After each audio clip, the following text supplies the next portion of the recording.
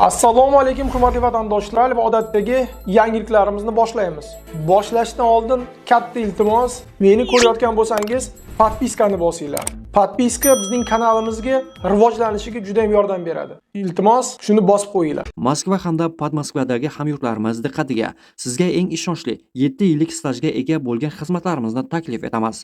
Registratsiya va uni продление qilish, трудовой договор, уведомленияsi bilan, eng arzon narxda 1 yillik garantiyasi bilan, Amina ilovasidan ro'yxatdan o'tmaganlar uchun hostelga registratsiya, INN, SNILS, proverka запрет hamda reyestrdan chiqarish, shu va boshqa xizmatlar uchun ekrandagi raqamlarga WhatsAppdan yozing yoki telefon raqamga qo'ng'iroq qiling.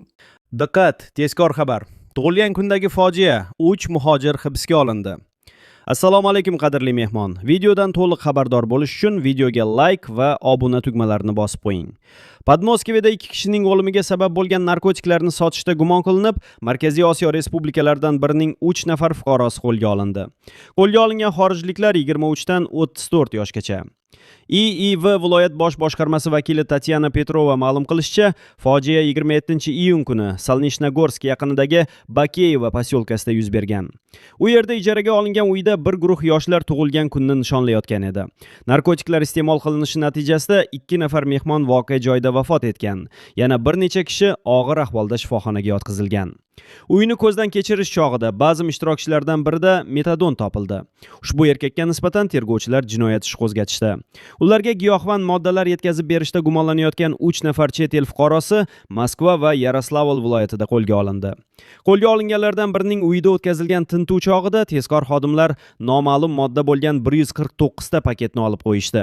Tekshiruv ushbu paketlardan 6 tasida mefedron borligini ko'rsatdi.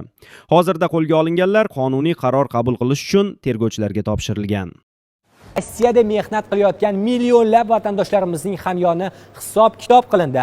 Rossiyadan musofirlarning qora qozoni qaynashiga jiddiy ta'sir qiladigan yana bir sovuq xabar keldi. Rossiya Davlat dumasiga migrantlarning har bir xalqaro bank o'tkazmasi uchun 3% miqdorida qo'shimcha yig'im undirishni nazarda tutuvchi yangi qonun loyihasi kiritildi. Ushbu keskin tashabbus bilan Spravedlivaya Rossiya partiyasi rahbari Sergey Mironov chiqdi. Uning iddaosiga ko'ra, Rossiya migrantlarning aksariyati go'yoki soliq to'lamaydi. Biroq mamlakatdan ulkan miqdordagi mablag'larni chiqarib, Markaziy Osiyo davlatlari iqtisodiyotga yo'naltirilmoqda. Mironov o'z gaplarini isbotlash uchun o'tgan yilgi raqamlarni ham ochiqladi. Unga ko'ra, o'tgan yili Qirg'izistonga rekord darajada 3,2 milliard dollar jo'natilgan bo'lsa, O'zbekistonga yuborilgan pullar hajmi 2025-yil yakunlari bo'yicha astronomik ko'rsatkich 15 milliard dollarga yetgan.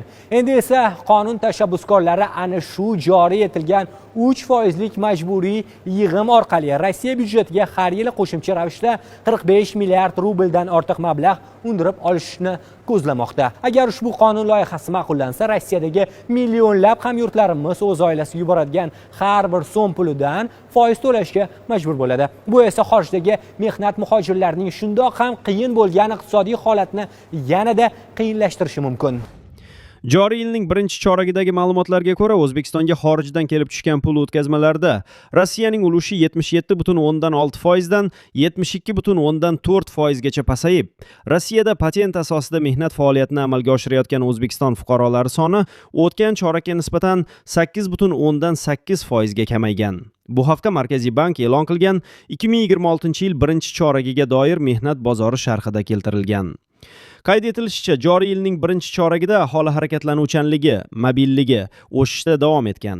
Ushbu davrda xorijga chiqqan O'zbekiston fuqarolari soni 1,63 million nafarni tashkil etib, o'tgan yilning mo'z davriga nisbatan 11,6% ga oshgan.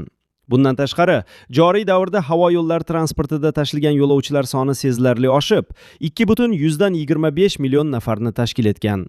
Bu ko'rsatkich o'tgan yilning mo'z davriga nisbatan 32% ga yuqori bo'lgan. So'nggi mavjud ma'lumotlarga ko'ra, 2026-yil birinchi choragida Rossiyada patent asosida mehnat faoliyatini amalga oshirgan O'zbekiston fuqarolari soni 1,34 ming nafarni tashkil qilgan. Bu o'tgan chorakka nisbatan 8,38% ga, o'tgan yilning mo'z davriga nisbatan esa 1,38% ga kam bo'lib, mavsumiy omillar hamda tashqi mehnat bozori sharoitlaridagi o'zgarishlar bilan izohlanishi mumkin.